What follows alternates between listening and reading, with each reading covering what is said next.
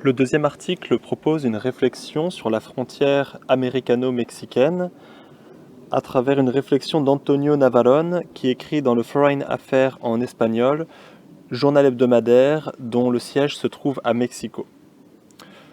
L'article date de 2004 et il fait référence à un festival artistique qui se tient à Tijuana, ville frontalière de l'autre côté de la ville de San Diego en Californie. À l'époque où l'auteur écrit, le mur de séparation entre les États-Unis et le Mexique, revendiqué comme un élément phare de la campagne de Donald Trump en 2016, existe déjà pour partie. Mais l'auteur le déplore déjà en 2004. Il dit, je cite, « Il y a 30 ans, il n'y avait pas de mur dans cette partie de l'Amérique du Nord. Le seul mur de la honte était en Europe. » Il faisait ici bien sûr référence au mur de Berlin. Cependant, la donne a changé à partir évidemment de septembre 2001, lorsque les attentats du World Trade Center ont fait comprendre aux États-Unis que leur situation, isolée sur un continent avec des voisins pacifiques, ne les mettait pas à l'abri d'attaques terroristes directes sur leur sol. C'est alors que la peur s'est érigée comme une barrière encore plus infranchissable que les barbelés existants. De part et d'autre, on s'est mis à se méfier de ce voisin. Les Américains se sont méfiés des Mexicains qu'ils considéraient comme des voleurs, comme des feignants, comme des personnes venant profiter des aides sociales et voler le travail des Américains. Quant aux Mexicains, ils critiquaient les Yankees, les gringos, qui contribuaient à renforcer l'image d'un vice bon marché de ce côté-ci de la frontière. C'est alors qu'apparaît une nouvelle expression pour désigner la frontière qui sépare la ville de Tijuana de San Diego, c'est el otro lado, littéralement l'autre côté.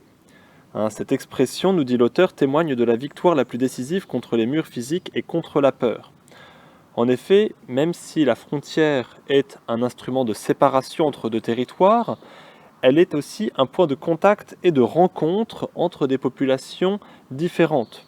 Cela crée une nouvelle culture transfrontalière qui se caractérise par des travailleurs, des touristes ou simplement des migrants qui tentent leur espoir de l'autre côté.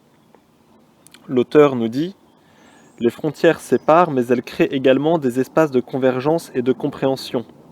Car, au-delà de la rhétorique de l'intégrité de la patrie ou de la sécurité nationale que l'on cultive de part et d'autre, il y a le vécu quotidien de millions de citoyens mexicains et américains qui ont construit une réalité sociale et culturelle qui transcende les murs. » C'est dans cette optique que l'auteur et quelques autres artistes mexicains ont eu l'idée de créer un festival qui s'appelle la Tierce Nation, la troisième nation.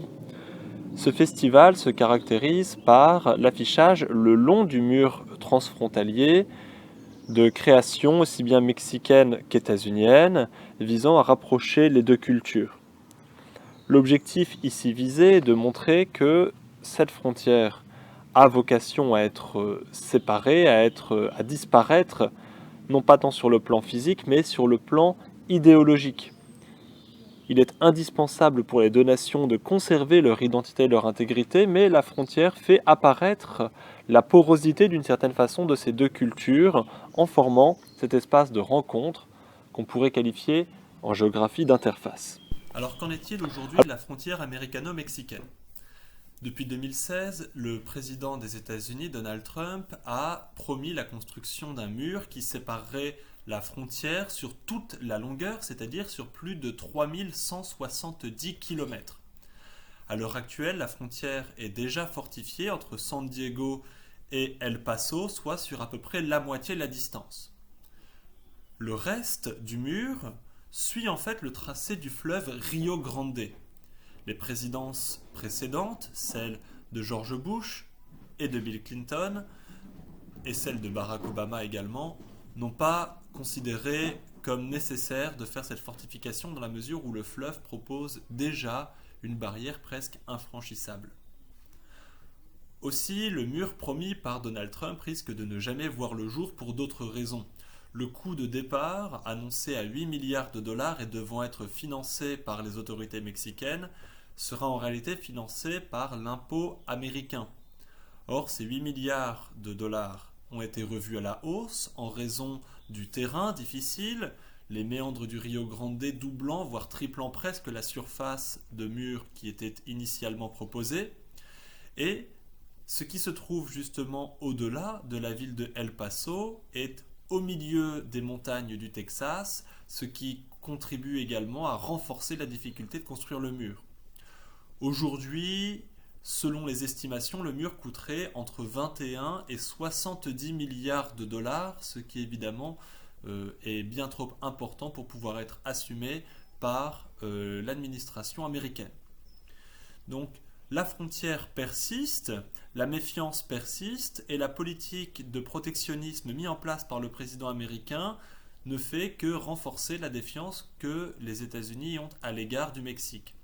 Cependant, des voix s'élèvent contre cette séparation et des mesures d'impeachment, c'est-à-dire en fait de destitution du président, ont été mises en place l'an dernier. Elles n'ont pas abouti pour des raisons constitutionnelles, mais elles traduisent encore aujourd'hui la difficulté politique que représente la mise en place d'une frontière fortifiée.